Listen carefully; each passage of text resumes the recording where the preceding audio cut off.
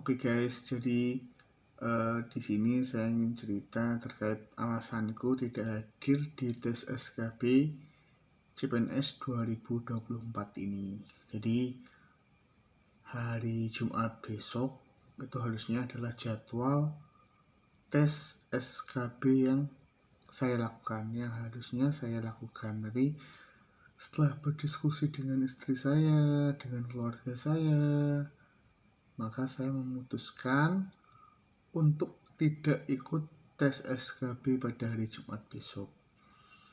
Nah, jadi mungkin sekedar sharing saja, saya adalah salah satu peserta yang lolos tes SKB dengan nilai SKD adalah 432.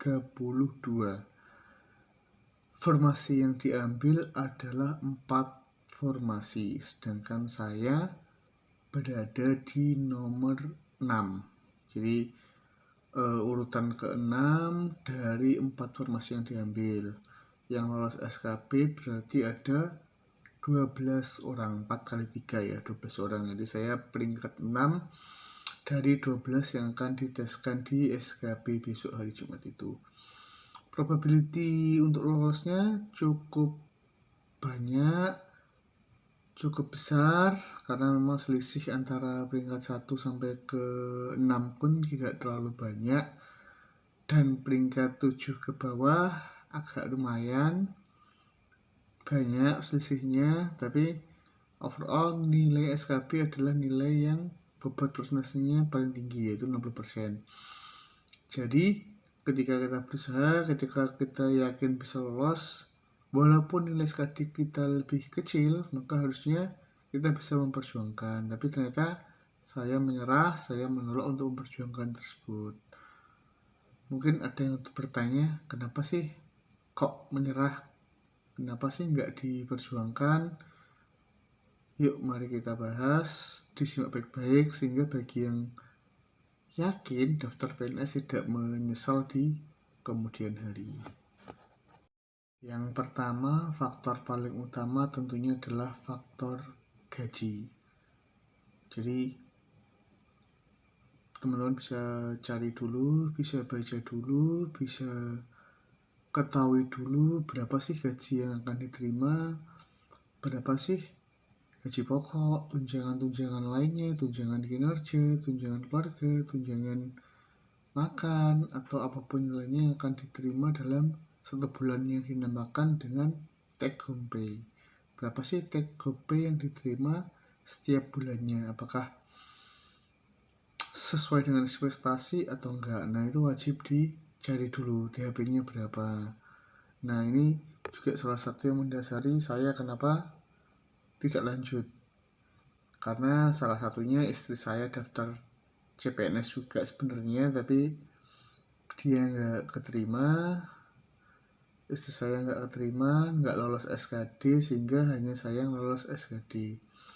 Nah, endingnya kalau misalkan saya lanjutkan ini tes sampai keterima PNS, ya mau nggak mau istri saya akan ikut saya, jadi akan keluar dari kerjaan dan ikut saya, sehingga dalam satu keluarga hanya ada single salary dari saya sendiri, dan itu besarannya sesuai dengan THP yang telah diatur.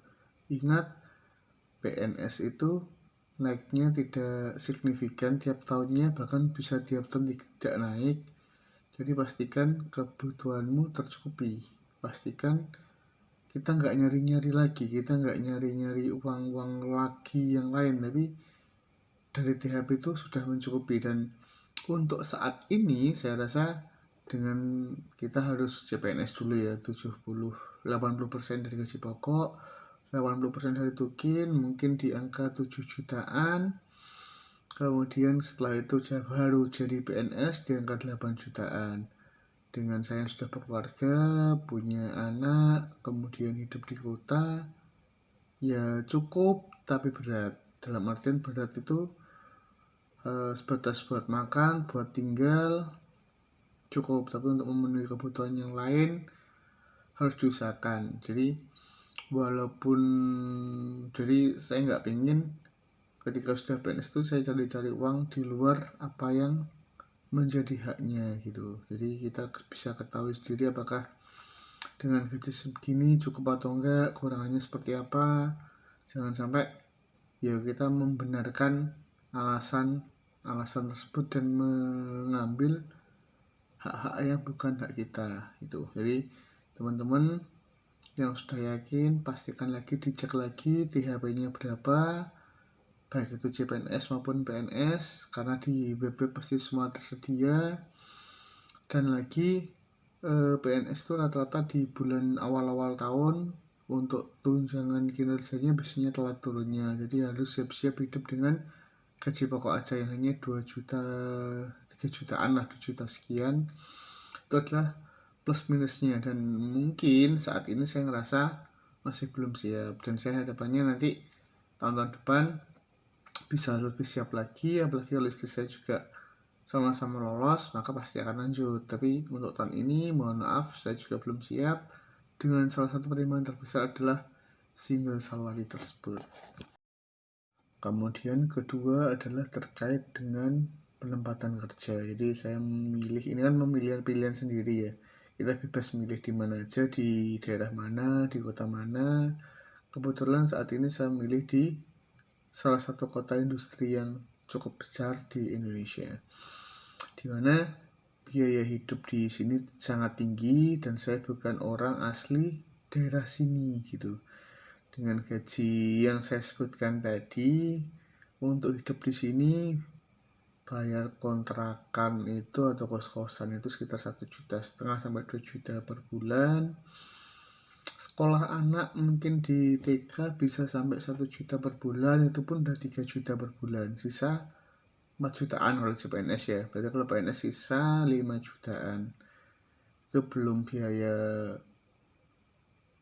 operasional, transport, terus yang lain-lainnya. Kalau ambil rumah KPR pun di sini bisa di angka 3 juta sampai 4 juta per bulan cicilannya. Rata-rata 3 juta yang paling kecil, kemudian kalau agak besaran bisa 4 juta, 5 juta sampai 6 juta rupiah per bulan. Bayangin gaji kita 7 juta, buat sekolah anak 1 juta, anggap aja berarti sisa 6 juta.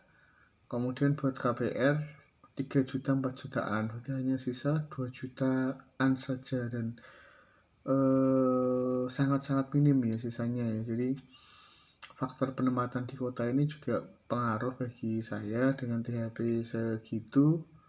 Kemudian penempatan di kota, maka net income-nya akan jauh lebih kecil. Beda kalau misalkan kita ngambil di daerah atau di desa dan itu merupakan daerah asli kita, sehingga kita nggak perlu bayar kontrakan lah, kita nggak perlu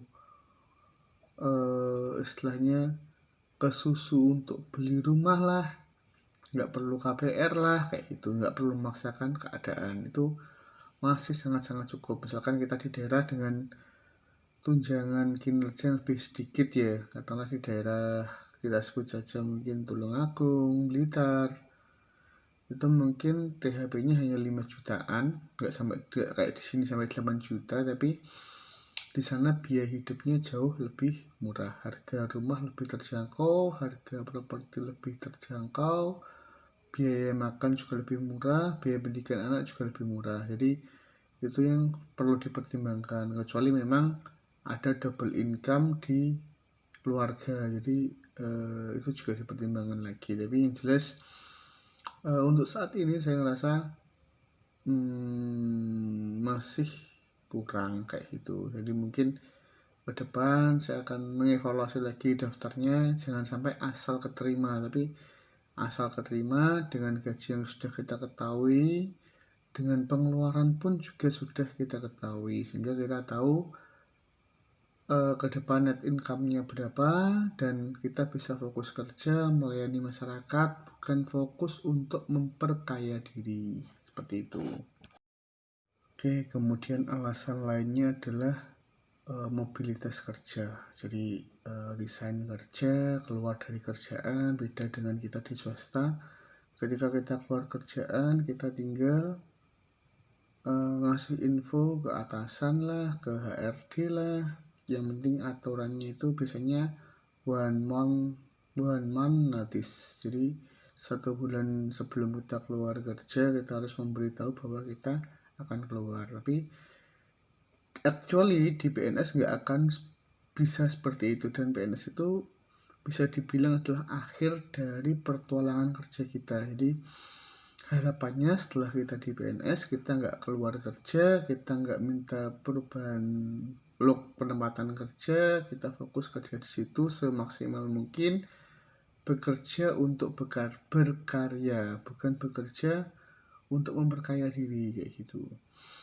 Jadi balik lagi, kalau sudah masuk PNS, sudah masuk, itu keluarnya pasti akan susah. Jadi mungkin saya sendiri punya cita-cita, kita sekeluarga ini punya cita, kita semua ini juga punya cita-cita.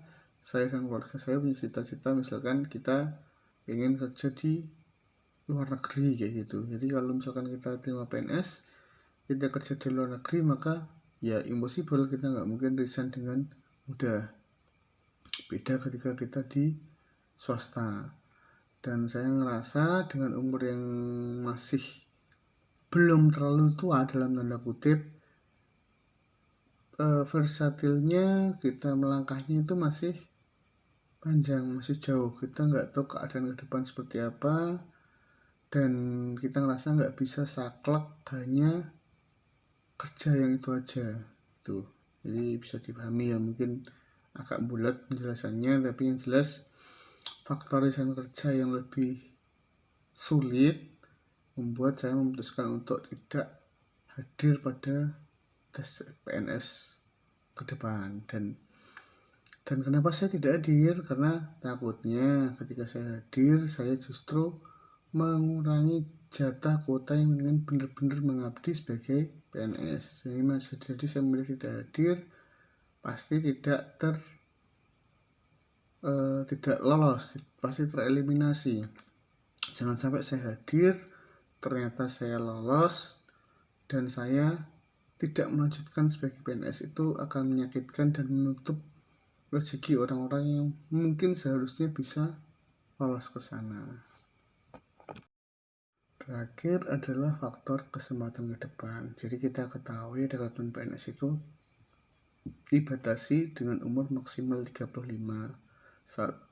Saat ini saya masih 30-an ya, 30 lebih dikit lah. Jadi mungkin masih bisa ikut rekrutmen tahun depan atau tahun depannya lagi.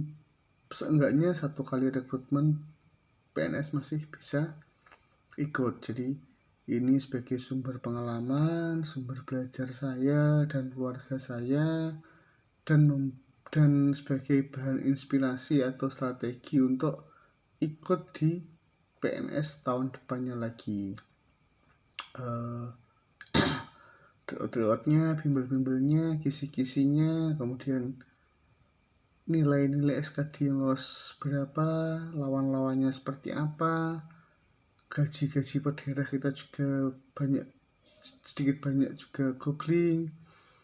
Ya ini sebagai pengalaman, dan karena kesempatan ke depan kita masih sangat banyak, sangat panjang, maka untuk kali ini saya memutuskan untuk tidak mengambil. Oke, mungkin sekian dari saya, semoga bermanfaat. Saya yakin yang tidak mengambil, yang tidak ikut tes SKB pasti nggak hanya saya, ada puluhan, ada ratusan, bahkan mungkin ada ribuan orang-orang di luar sana yang punya pertimbangan masing-masing. Tapi yang jelas apapun itu, semoga apa yang kita niatkan adalah yang benar-benar untuk berkarya, mengabdi, dan tidak memperkaya diri sendiri. Oke guys, thank you.